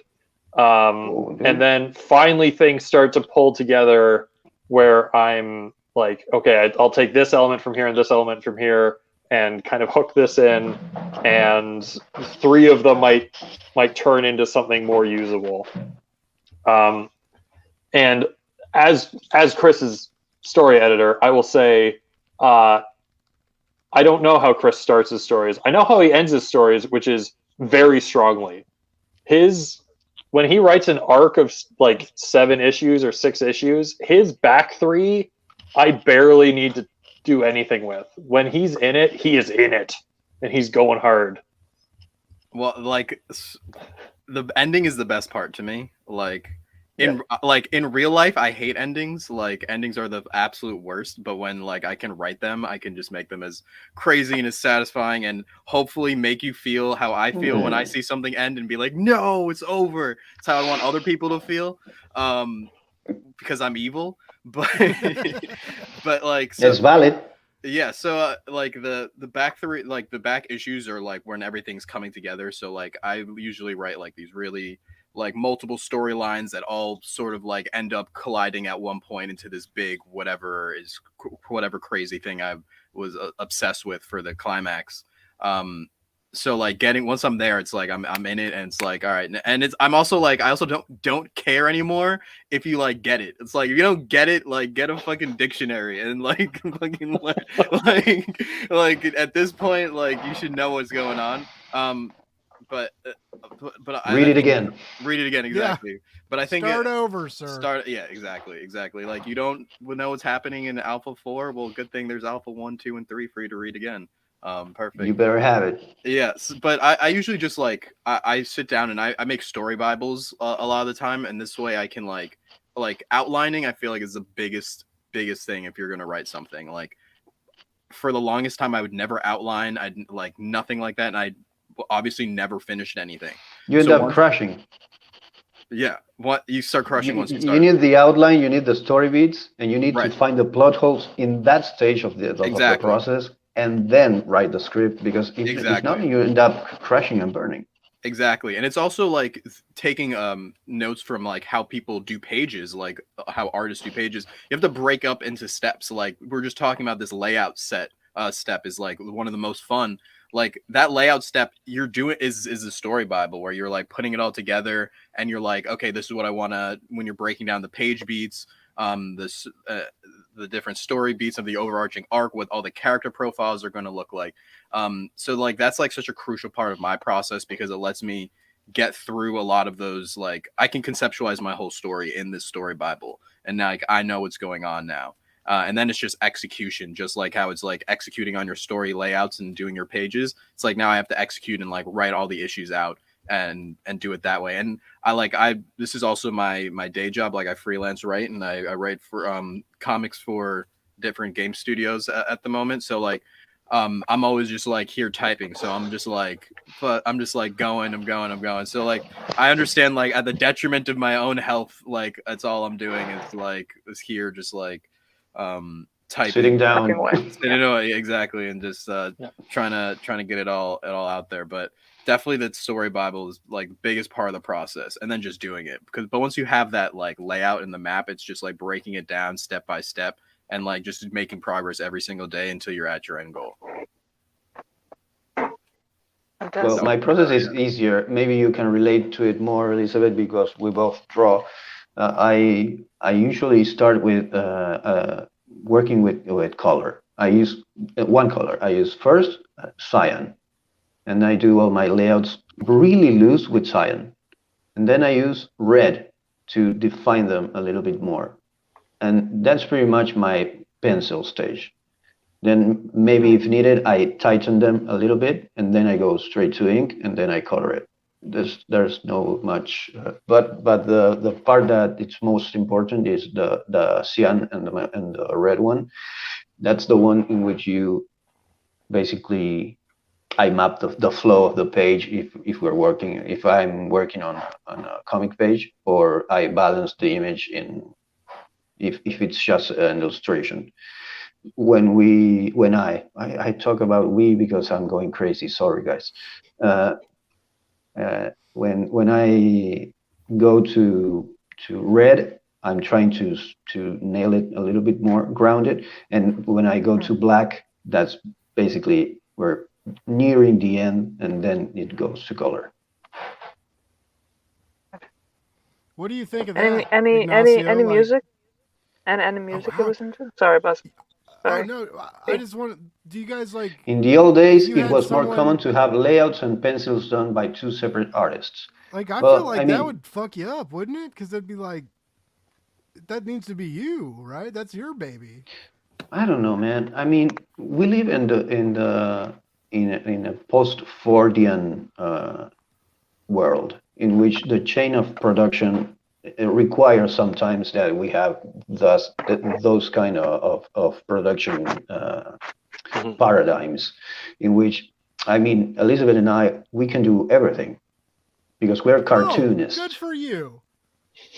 But in the industry we are in, our labor, our job, it's basically broken apart, so more people can do the job, a more specific job, and do it theoretically better and faster, which is kind of logical because we both have burned working on big projects, so we might have needed help, but we couldn't get it because we're cartoonists and we're not specifically or pencilers or inkers or colors, where we want to do everything because we're greedy and we want all the money for ourselves. Am I right? I'm not a big colorist actually. Like colors can like someone else can do the colors, but everything else, yeah, sure. Yeah, in my case, but I can color because but I have seen your colors and they're good. They're really Maybe you're not like comfortable with I'm not comfortable with my coloring because I'm a perfectionist, but it's effective. It tells the story because we are in the business of telling stories. It doesn't matter if the drawing is perfect. It has to tell the story. So at some point you need to sacrifice perfection in order to continue telling the story. I sacrificed perfection a long time ago. I don't know if you guys can tell. I mean, we're here with you. Elizabeth, you were talking about music, yeah. So I was in an MFA program for a while, and I was writing short stories and I'm poetry sorry. a lot. Yeah, it was a huge mistake. I'll pay for that. Literally, we'll pay for that forever. But when I write, and the same when if I write a review for a comic or a write up or something, like I have to like write in silence. Like I can't. I'm not one of those people who's like, well, I have to go to a coffee shop to write my great American novel so that people see me writing. Because if they don't see me writing, I'm not really an artist. Like I can't do that. I have to like hide in the darkness, illuminated by the laptop screen, and write in silence and be alone or at one with my own thoughts. And same with editing. Like I think I even need it more. I need it quieter than silent when I'm editing, because like the most minor distraction will be like, oh yeah, this is fine, and like so it's just there was a great like deal of solitude that I had to have when I wrote, and it usually happened at night. I usually always wrote.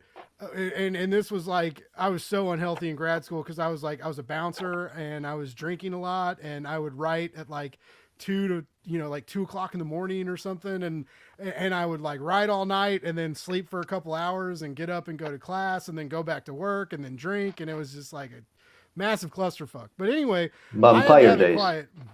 Yeah. But now artists though, I feel maybe I could see how maybe some music would like help, drown out the monotony maybe, or also like kind of amp you up and get you in the mood to draw. Like, is that how it works for you guys? Yeah. I mean, the Lord of the Rings soundtrack was basically on repeat. I mean, it's perfect for what we're doing. Yeah. But sometimes when you need to put it, basically a very tight step, a very tight deadline, you need a little more metal, something with a faster tempo, a little more, how do you put it? I don't know. I'm lost for words. My brain is starting to think only in Spanish at this point. But you need something to keep you up and keep the tempo up. For example, I listen a lot to Rammstein when I work, and I need something to focus me. I work with Rammstein or Prodigy, something upbeat and with a very strong drum and bass basically. What about you, Elizabeth? Well, when I'm doing layouts, when I kind of have to read the script, I can't listen to anything with lyrics in it. It'll distract me, and either I will not do the layout at all, or it's something completely different. So yeah, I listen a lot to like the Lord of the Rings soundtrack and the game soundtracks as well. I was doing a couple of days ago. I was doing like a horror cyberpunk type of a story. And I was listening to like the whole time, like the whole way I was listening to Bloodborne soundtrack. If anyone knows Yeah. the game, oh my Yeah. god, like it just got me in the mood for like kind of like eldritch and kind of a weird, gross type of horror. It was amazing. And after that, after the layout part, I could listen to like pretty much anything. That would get me like just drawn. Through the going. day. Yeah. Yeah. Either podcasts or audiobooks or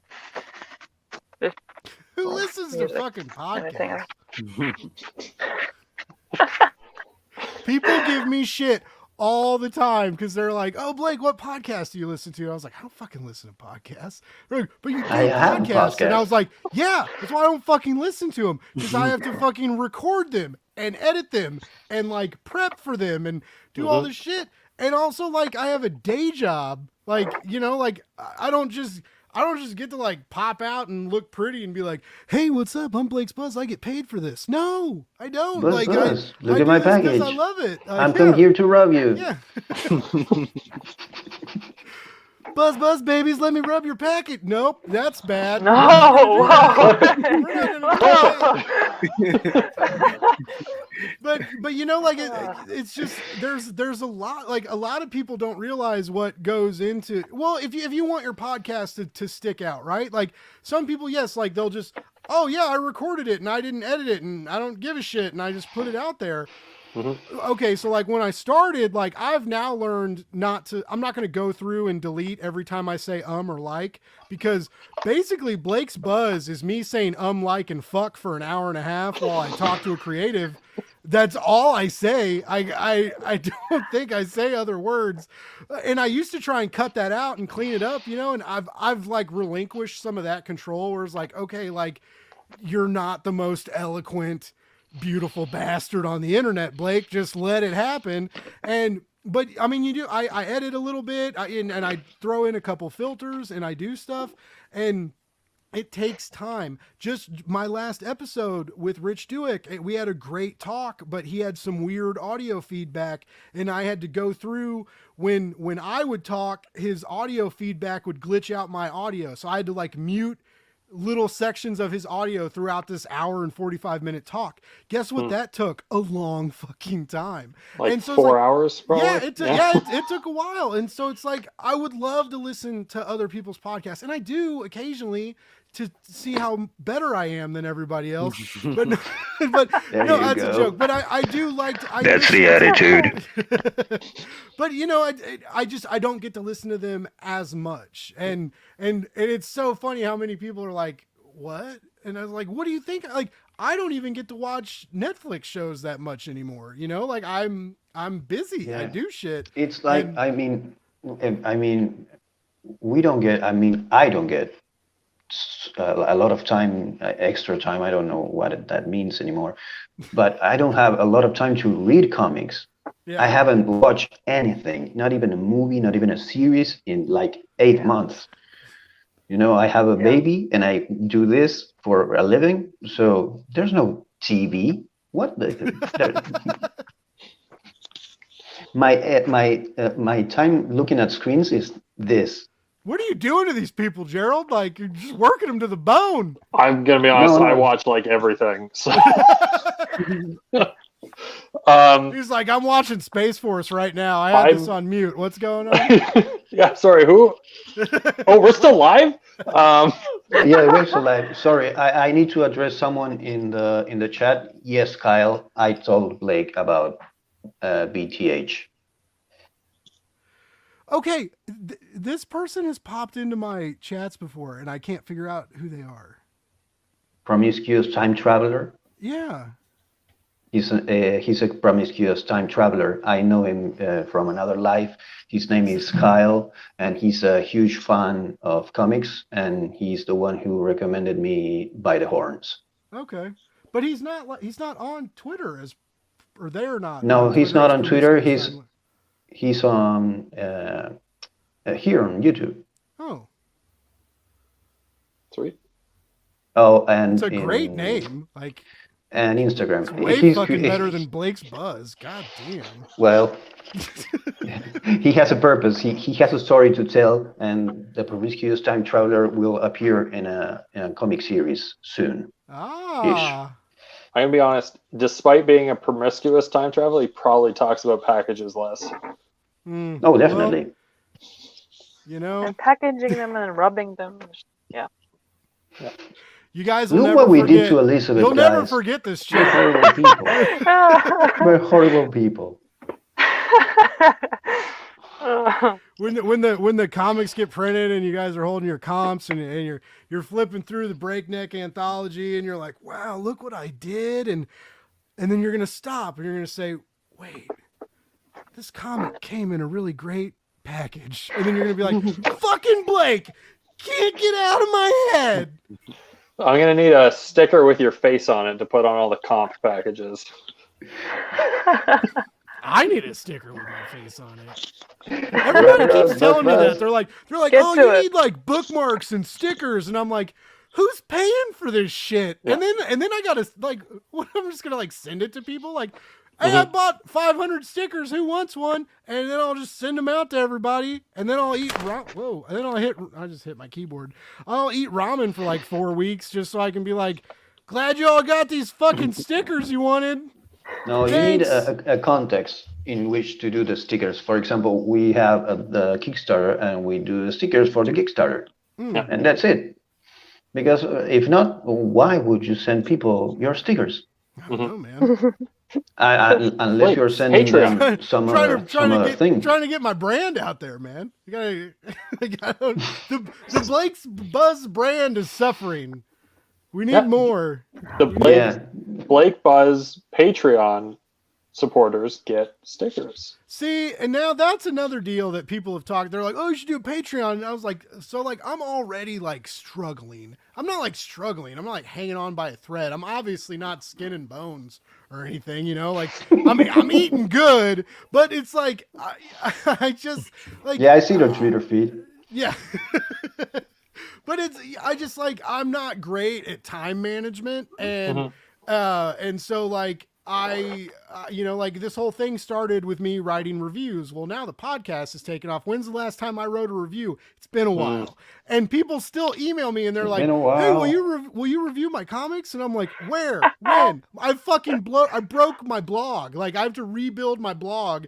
And I've been very vocal about this, and I'm like, sorry, I don't have a blog right now. Like Wix wanted to charge me like $500, and I'm like, I wish I could just. Wix was so easy, and I wish I could have just paid that $500 for another year. But I was like, no, that's expensive.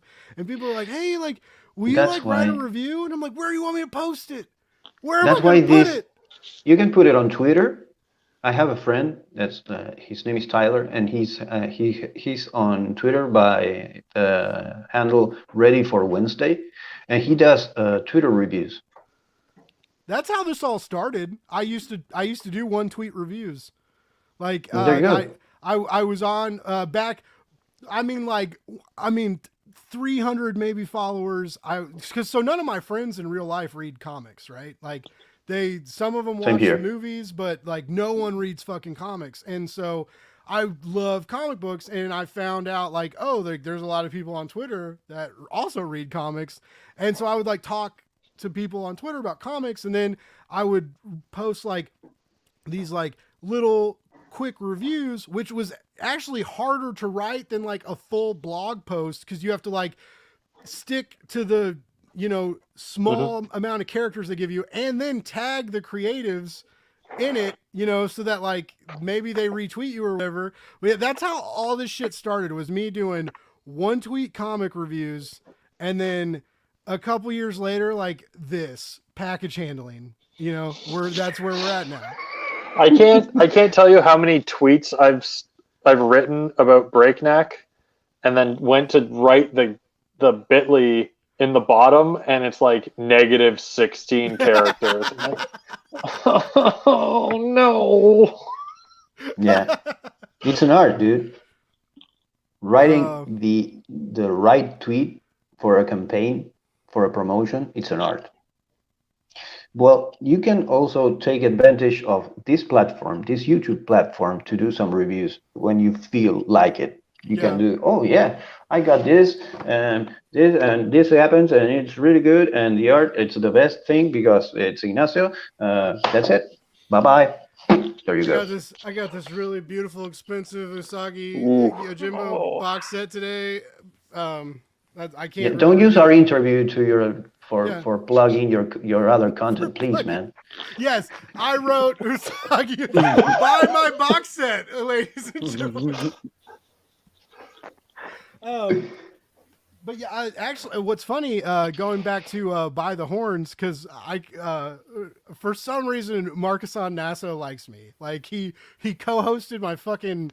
Well, I mean, he was my top comic of the year, but he still hung out with me for like. He didn't know it by that time. He did. I told him before.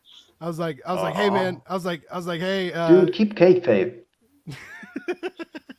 Well, I wanted to tell him that what it started because I got sick, and so like I thought I had COVID and I didn't. I had to delay it and blah blah blah.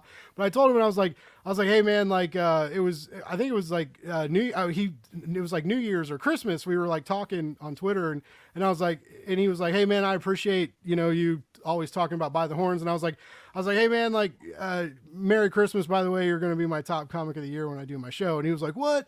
And so anyways, he ended up like co-hosting my top of deal of the year, but he told me the same thing. He was like, dude, you should do more like live stuff. And I was like, why does everybody want me to do that? I was like, you know what it feels like? It feels like you're like at a party and you're like, I'm kind of like a straight and narrow guy, and everybody's got these like silver platters of cocaine, and they're like, but look at these silver platters of cocaine.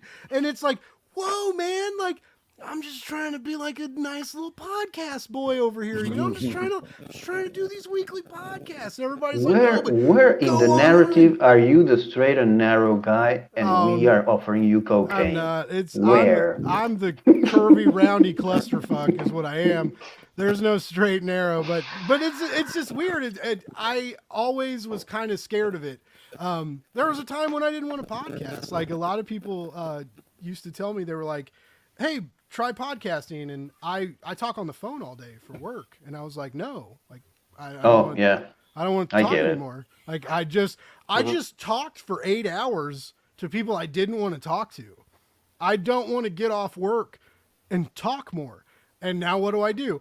I schedule interviews and get off work, it's good to be wrong. Like I love this. It's so, going back to like grad school stories. They used to bring people into Kansas City at UMKC, and they would do guest lectures, and like I got to talk to like a couple like New York Times bestsellers, and it was so cool. And but I was also in a room with 40 people getting to talk. So you got to ask like a question or two. You didn't really get to like talk to them. I get to talk to you guys now. Like I get to do these interviews, and I get to talk to real writers who are working at us. I get to just talk and you guys just smile, and you're like, I hope someone buys my book because this guy won't shut the fuck up. Yeah. Oh, Blake, that's cool. Yeah. I think I agree with Marcusson in the fact that we want more unfiltered Blake. Because the podcast has a filter. You already said it. It has a couple of filters. You edit it. But this live thing, it's where you shine. I think. No, see, when you're nice to me, break your computer. We lost you for a second, Ignacio. Yeah, I know, and my die. I think so. If I disappear, don't wait for me. If you disappear, the last thing you said was something nice about me, so that's fine. I'll take it. I'll take that. I'll take that to the bank. So I might as well just call it a night then, Well, before I put my foot in my mouth again. we are approaching the 2-hour mark, and I know it's getting late for some of us, and for others of us, we just want to start our day and I just watched the sunrise. I just watched the sunrise through Elizabeth's window, so I'm feeling It did get a lot brighter. Yeah, that was pretty crazy. Well, being the polite host that I am, let's go around the clock real quick and let's tell it. Well, obviously we're here to promote the Breakneck Anthology, which has, well, I guess now we're almost at 3 days, so we only have 3 days left to back this really awesome comic. And if you guys don't, if you don't do it, you're just kind of stupid. I'm gonna call you out for it. Like, if you don't back this amazing comic, you're kind of ignorant, and you need to get smart and go to Kickstarter and back this beautiful anthology full of wonderful examples and of the fantasy genre with a lot of great vibes. That's what you need to do. And let's go around everybody real quick and just where do we find you? Where's a good place on the internet to follow you and well? And he's gone. Okay. Well, you can find Ignacio. He's around. So Chris, you've been quiet for a minute. Where's a good place to find you at, bud? You can find me at Twitter on Chris Moses on Twitter, and then you can find me on Instagram at The Sound Effect or at Red Sea Comics. You can also find me on www.redseacomics.com, my website, and then you can find me on Breakneck. I'm the first story in the anthology, and come see an ice witch try and take over hell in an awesome short. And then hopefully I'll see everybody later this spring for the Sound Effect Alpha 4 and the first set of our card game, the Red Sea Legends, which I am fucking stoked about. So like, you're gonna get more money from me. Elizabeth, where do we find you at? Are you on the Instagrams? I know you're on the Twitters because I've seen you. Yeah, I'm on the Twitters. I'm on the Instagram as well. I post very sporadically. I'm not really a social media person, but sometimes I'm there. It's ELI Art NKH. And Gerald? Yeah, I am Gerald Von Carr. I'm the managing editor of Breakneck Anthology. You can find me at G Von Carr, GVONKAHR, on the Twitters. You can also find our anthology at Breakneck Anth, ANTH, on the Twitters, where I have posted a bunch of different sample art over the period. You can also check out all of our announcements. And if you are a creative who is interested in submitting to the anthology for future issues, make sure you follow our Twitter, because that is where I will be announcing our next submissions drive. And our vanishing guest, Ignacio, you can find him on Twitter at, I'm going to butcher his fucking name. Do you guys know how to pronounce his last name correctly so I don't sound like an idiot? Meglio. Yes, thank you. You can find Ignacio at Ignacio Di Meglio. He is, I don't know if he's on Instagram though, but he's definitely on Twitter. He's active, he's fun, he's funny. All of these creatives tonight, I had such a blast talking to all you. I hope you all know that you have something really great in your hands. This anthology is wonderful. I'm so glad you took the risk. I'm so glad you all came together and found each other. I'm so glad to get to know all of you, and I'm so glad I got to give you guys my money, because this is worth it. and I really I love it. And even though I got to read an early copy, but I'm still, I await the day when I get to like hold it and open the pages and feel it in my hands. And I'm happy for all of you. I can't wait to touch the package that it comes in. Oh my God. You know, dude, it was very nice meeting you. Blake, fantastic day. Very nice to see you too, Chris. Nice to meet you too, Elizabeth. Thank you for getting up early for this. Like, I so appreciate you. You are so incredibly talented and awesome, and I wish all of you the best. Like, you are all hard-working, awesome motherfuckers, and you deserve whatever good things come your way. Thanks. Well, thank you very much, Blake, and congratulations to you on your pitch pickup. Yeah, we'll see. You just Oh, yeah. casually sprinkled that one into the Yeah. conversation at one I point. did. I did. I submitted for an anthology, and they said, no, we don't want you for the anthology, but you wanted to write a horror one shot. And I was like, what? Okay. But yeah, that's a long way away, and we'll see what happens. And anyways, guys, this is great. Chris, I hope you know that you're welcome back when you drop your card game and your next Saturn Effect chapter. Oh, we have a lot to talk about, Blake. I have a lot. The vault of completed comics that I have is insane right now. Like we're backed up. We're backed up. This whole year Amazing. already planned out. So we're going back to back to back to back to back to back. So. Oh, well, awesome. Well, I mean, I'll try and find a second job to figure out how we do that. People in the chat, thanks for everybody for coming out. I hope everybody liked the live stream. We hope to do more of this. Anything else anybody needs to shout out? Any kind of promotion? Anything? I was holding on to one thing, which is Ignacio's gone, so he doesn't get to find out. We officially made our first actual monies today because a retailer didn't want to use their credit card, so they just paid me $45 for $10. So that'll go in the budget document. And ignore the Canadian funny money where it's I was about to say, I was like, I'm pretty sure that's not real, but I don't know. No, it's real Canadian monies, and we can put it on the checklist. First money paid to Breakneck Anthology. Nice. Are you gonna frame it, or are you gonna actually use it? I don't know. We'll see. We'll see. It's not the same as like, oh, this is the first dollar bill, right? Like, yeah, that's what I was thinking of. Like when you go to like a restaurant or a bar or small business, and it's like right behind the counter. Well, like it would be a loonie because I'm Canadian, so it would just be a coin sitting in the black. That's crazy. You know, I didn't even think about saving my first dollar that I ever made. Like, there's some amazing person gave me $1, and I just cannot remember who it is now. Messed up. I should have framed it. I did. I actually did. I made so You much did? money. I don't still even have it in remember my- where it in my came wallet. from. I'm It's crazy. Nice. Well, again, thank you everybody for tuning in. Thank you, Gerald. Thank Thanks you, for having Elizabeth. us. Thank you, Chris. Like, this was so fun. Anything Blake's Buzz can ever do for you that's legal in the future, I'll try. If it's not legal, we'll try that too. Fuck it. Let's play. Buenas noches, Ignacio. Bye, Bye-bye, Ignacio. Bye, everybody. Have a wonderful day or evening, and congrats on the last 3 days. I hope you get some more backers because you all deserve it. Thank you very much. Have a good night, guys, and Thanks. a good day, Elizabeth. Thank you. Bye-bye, guys. Bye. Had fun.